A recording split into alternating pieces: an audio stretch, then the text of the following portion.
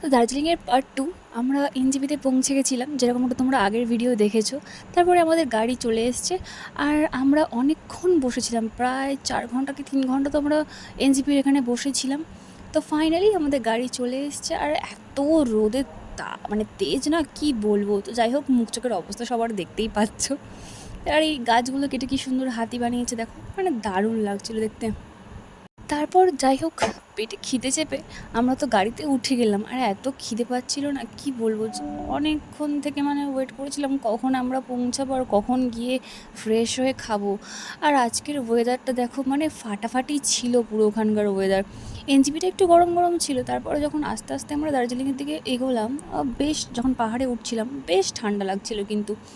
আর traffic দেখো না, এখানে ঢুকতেই এত ক্যাচরা না, এনজিপিটা সত্যি বলতে খুব ক্যাচরা, আমার যেটা মনে হয় আর কি। আর ওয়েদারটা কি বলবো, আর অনেক দিন পরে বেরিয়েছি তো এত মানে নিজেকে ফুরফুরে লাগছে, পুরো যেন উড়ে বেড়াচ্ছি আমি। যাই, বাড়ির লোকও খুব এনজয় করছিল। আর ফাইনালি আমরা চা বাগান দেখতে পেলাম। আস্তে আস্তে এই শুরু হলো চা বাগানের পাট। আর আমরা দূর থেকে যে পাহাড়গুলো দেখছিলাম, তো সেখানে যে আস্তে আস্তে উঠে যাবো সেটা আমি ভাবতেই পারিনি। কেন আমি জানতাম যে এরকম নর্মালি হয়, মানে দার্জিলিং আমি কখনো মানে ভাবিনি যে এরকম পাহাড়ের একদম পুরো টপে আমরা উঠবো। তো আমি ভেবেই মানে আমার কেমন হচ্ছিলো যে আমার এত হাইট দেখে ভয় লাগে, আর সেখানে আমরা অতটা ওই গাড়িতে করে অতটা দূরে যাব। আর যারা মানে ড্রাইভার ওখানকার, তাদেরকে পুরো স্যালুট। এত সুন্দর ওদের ড্রাইভিং স্কিল না, কি বলবো। আর কি সুন্দর করে গাড়ি চালায়, আমাদের এখানকার মতো না যে ওই সারাক্ষণ হর্ন মারছে। এরা দরকার ছাড়া, খুব প্রয়োজন ছাড়া কিন্তু এরা হর্ন মারতে আমি এদের দেখিনি, যেটা আমাদের এখানে হামেশাই হয়ে থাকে। মানে পিছনে আছে, কিন্তু এতবার হর্ন দেয় এরা, কি বলবো। মানে অপ অপ যাকে বলে কি অপ্রয়োজনীয়তা, মানে নেই, মানে কোনো প্রয়োজন নেই কিন্তু হর্ন মারার, তার সত্ত্বেও এরা পিছনে দাঁড়িয়ে হর্ন মেরে যাবে। আমি এরকম কয়েকবার দেখেছি, মানে আমার সঙ্গে হয়েছে এই জিনিসটা। তো সেই জন্যই বলতে বাধ্য হলাম যে এত হর্ন দেয়, কিন্তু এখানের একদমই আলাদা, এরা একদম হর্ন দেয় না, খুব দরকার না পড়লে। আমি দেখিনি। আর লুক অ্যাট দ্য ভিউ, এত সুন্দর সুন্দর ভিউ আসছিল, আমি মানে চোখে দেখে, মানে আমি কী বলবো, মানে চোখে আমি যা দেখেছি, তোমাদের তো ভিডিওতে আমি কিছুই দেখাতে পারবো না। মানে চোখে যেটা আমি দেখেছি, আমি পুরো অবিশ্বাস্য যে প্রকৃতি এত সুন্দর এখানে ঢেলে ঢেলে, মানে নেচারের বিউটি যাকে বলে আর কি। তো আস্তে আস্তে এই যে পাহাড়ে ওঠা শুরু হয়েছে, আর পাহাড়ের বাড়িগুলো মানে দারুণ দারুণ।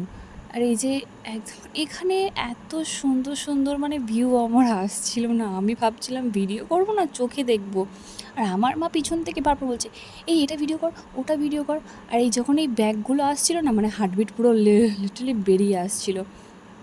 সামনে যখন একটা গাড়ি আসছে, এরা কীভাবে সেগুলো না ম্যানেজ করে নিচ্ছে, কিন্তু রানিংয়েই কিন্তু ঢুকছে জিনিসটা, গাড়িটা দুটো গাড়ি কিন্তু রানিংয়েই আসছে, কিন্তু যেই সামনাসামনি পড়ছে না, যে ব্যাকের মুখে পড়ছে, তখন কিন্তু একদম দাঁড়িয়ে যাচ্ছে।